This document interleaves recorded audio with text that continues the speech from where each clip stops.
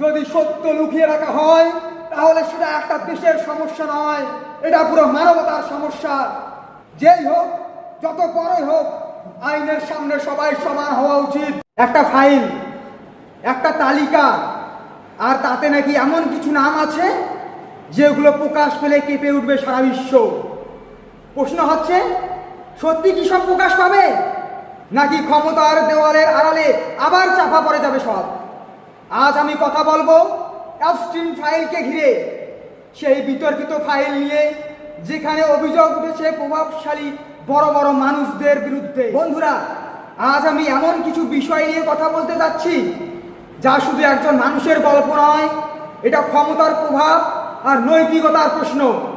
আমরা সবাই জানি জেফ্রি এপস্টিন একজন প্রভাবশালী, অর্থনীতি শক্তিশালী ব্যক্তি ছিলেন, যার বিরুদ্ধে গুরুতর অভিযোগ উঠেছে অপ্রাপ্ত বয়স্কদের শোষণ এবং ক্ষমতার অপব্যবহার।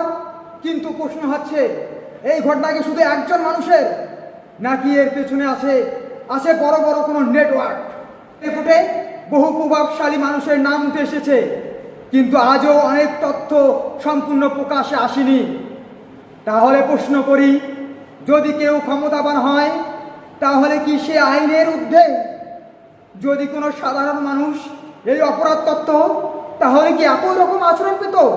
বন্ধুরা, এই ঘটনার সবচেয়ে বড় বিষয় হচ্ছে স্বচ্ছতা। আমরা কাউকে অকারণে দোষী বলছি না, আমরা শুধু চাই সত্যটা সামনে আসুক।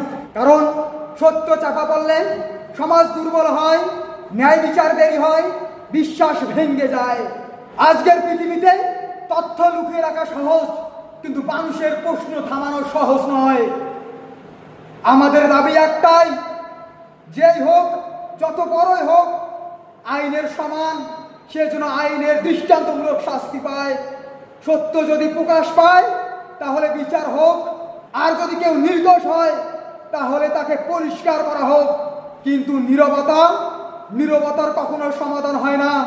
বন্ধুরা, আমরা কাউকে প্রমাণ ছাড়া দোষী বলছি না, আমরা শুধু চাই সত্যের প্রকাশ হোক। কারণ যদি সত্য লুকিয়ে রাখা হয় তাহলে সেটা একটা দেশের সমস্যা নয়, এটা পুরো মানবতার সমস্যা। যেই হোক, যত বড়ই হোক, আইনের সামনে সবাই সমান হওয়া উচিত। তুমি কি মনে করো সব তথ্য জনসম্মুখে আনা উচিত, নাকি কিছু বিষয় আড়ালেই থাকুক? কমেন্টে তোমার মতামত জানাবে। ধন্যবাদ বন্ধুরা, এতক্ষণ তোমাদের মূল্যবান সময় দেওয়ার জন্য। সবাই আমার এই গর্জন বাংলা ইউটিউব চ্যানেলকে সাবস্ক্রাইব করবে ও ভিডিওটি পছন্দ হলে লাইক করবে। ধন্যবাদ।